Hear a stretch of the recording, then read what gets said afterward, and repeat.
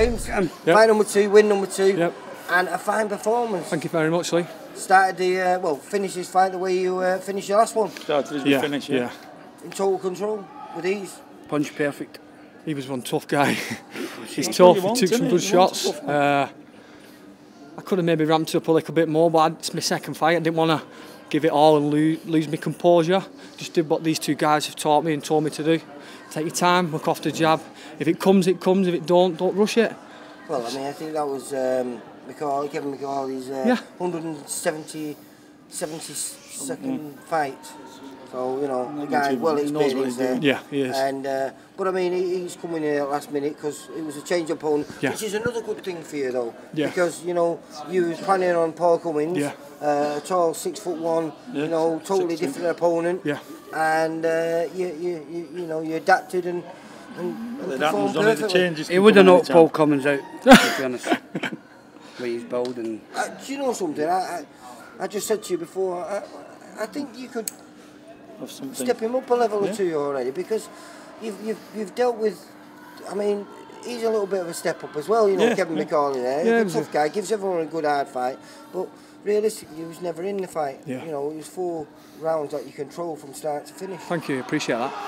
That's what I wanted. I didn't want to give it all in free, lose one round. I wanted to win the fight securely, and so I come back to you and this is what you're saying, and probably just as good as a stoppage to me, winning every round and people looking at it and saying well done. Didn't get caught with much either. No, I think he might have caught me with 1-2 shots maybe, which was probably my fault for maybe looking a bit too much for it. But if I don't try, it's not going to come, is it? So the way he lets those little uppercuts go and you spin off, and you know, you look like a real skilled amateur boxer, you know, with great pedigree. Yet, thank you. You know, you're not. You're just a white collar fighter.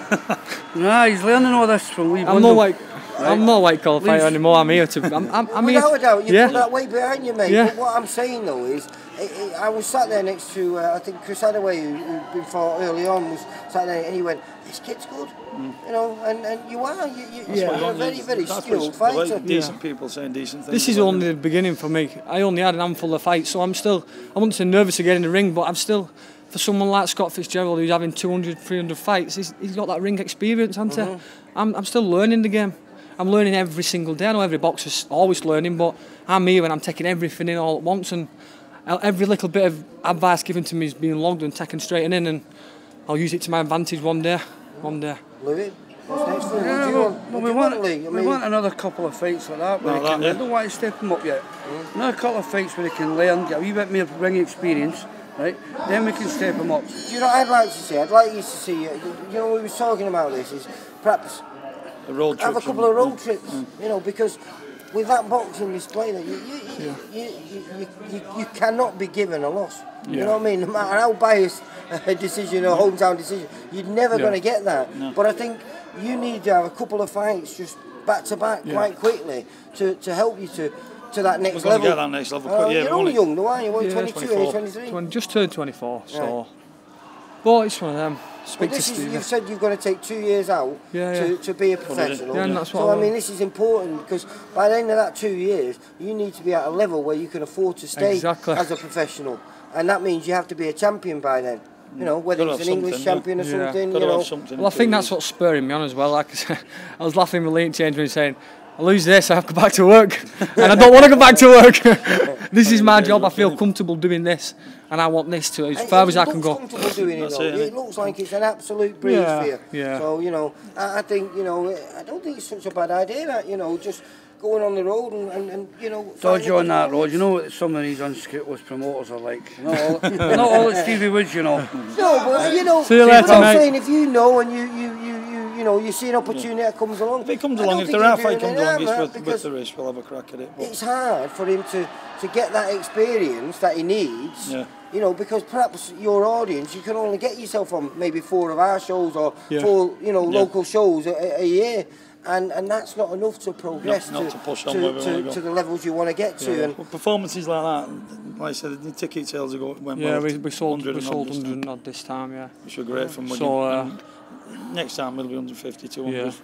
There's more and more people every time. I just nice to get one in Wigan, wouldn't it? Nice show in Wigan one day. And he will go anything. Yeah, you do. Park and all that, so it'd be lovely to see you down there on some of them. But I think you look like a real class act. So, I'm still learning. Working hard for it, still learning. So I've got to give Lee Bundle the credit for that. Yeah, definitely. One training he's giving him. He's fucking bringing him on tremendous. Right. And I just want to mention his son as well, who's coming through. Proper trainer. Too big to fit on the listen, Luke, come here on set, just put your face on quick. Come here. Big Luke. No, this is Luke. I've got to give me credit to Luke. He puts the hours. Yeah, there he is in the background. He puts the hours in. He puts the hours in. He really does. But while I'm here anyway, I just want to say I've had a massive following today, so I just want to thank everybody who's come all the way from Wigan. It's a trek. It's a lot of money for people. Coach trip.